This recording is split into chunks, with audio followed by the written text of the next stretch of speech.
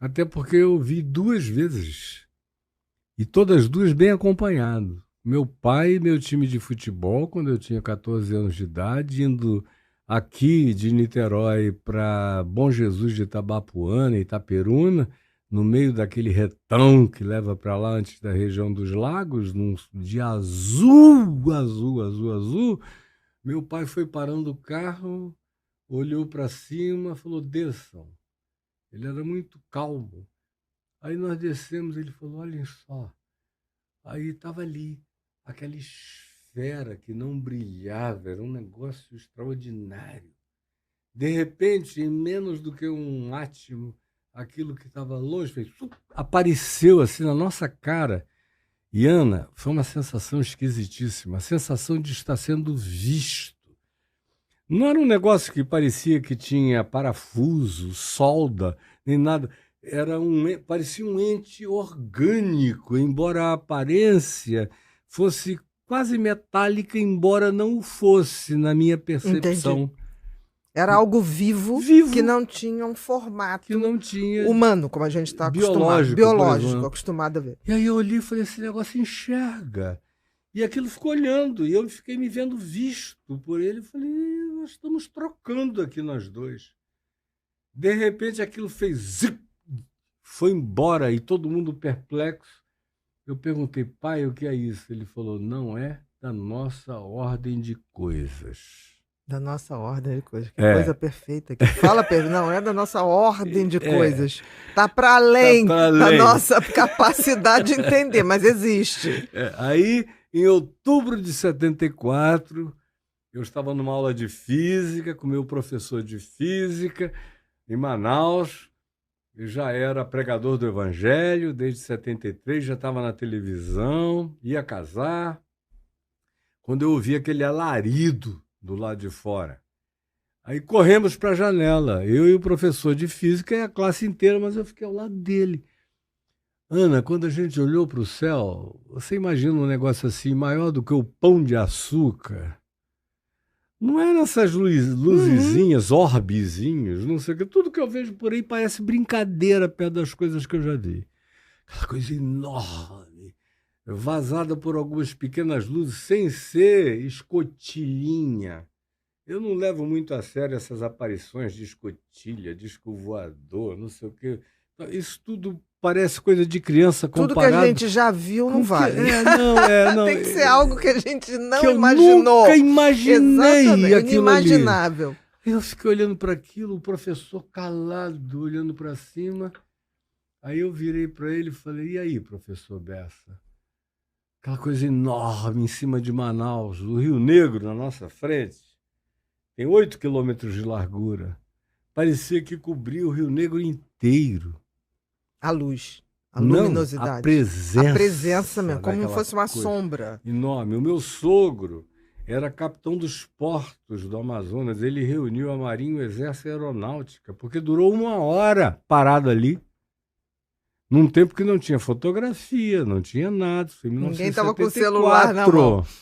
Nem os jornais conseguiram fotografar. Nem tinham condição de fotografar naquela escuridão. Era para os olhos, no máximo verem. Conclusão: até que aquilo saiu lentamente, sem nenhum ruído, parado, primeiro em cima, depois saiu, ficou 1 hora na nossa presença, indo até que desapareceu na escuridão do Alto Rio Negro. E eu falei: e aí, professor? Ele falou: Caio, do nosso mundo é que não é. Não é da nossa natureza. Não. É só Do isso. nosso mundo é que não é. E não é mesmo, né? E a Bíblia é um livro que sem alienígenas é um livro que praticamente não existe. Se você abre em Gênesis 2, tem uma alienígena lá, uma serpente que fala. Quando na arquetipia de Gênesis os seres humanos comeram da árvore do conhecimento do bem e do mal, Deus colocou um querubim, que é um ser alienígena, para cuidar do caminho da árvore da vida. Aí você chega em Gênesis 6, tem uma categoria de seres alienígenas apelidados de os vigilantes, os Benai Elohim, que significam os filhos de Deus, como todas as culturas da Terra dizem que são filhos das estrelas, filhos de Deus. Todo mundo diz a mesma coisa. Na Terra inteira. Aí os Benai Elohim, lá em Gênesis 6, que vieram e se hibridizaram com as filhas dos homens e criaram o que a cultura grega define como os deuses dos povos. Os mesopotâmios chamam de Anunnakis. Todos os Hopis chamam de os filhos das estrelas. Todas as grandes culturas. Não é possível que quase 2.000 mitos de 7.000 anos de idade dizendo a mesma coisa, às vezes dentro dos mesmos parâmetros, até terráqueos, dizendo a mesma coisa, estivessem todos inventando isso. Eu acho que os textos foram de vários locais. Vários locais. Não foi feito por uma pessoa que sentou.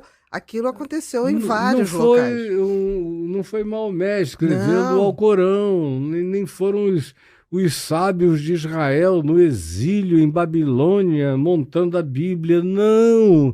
É na terra inteira dizendo a mesma coisa. Tudo coerente.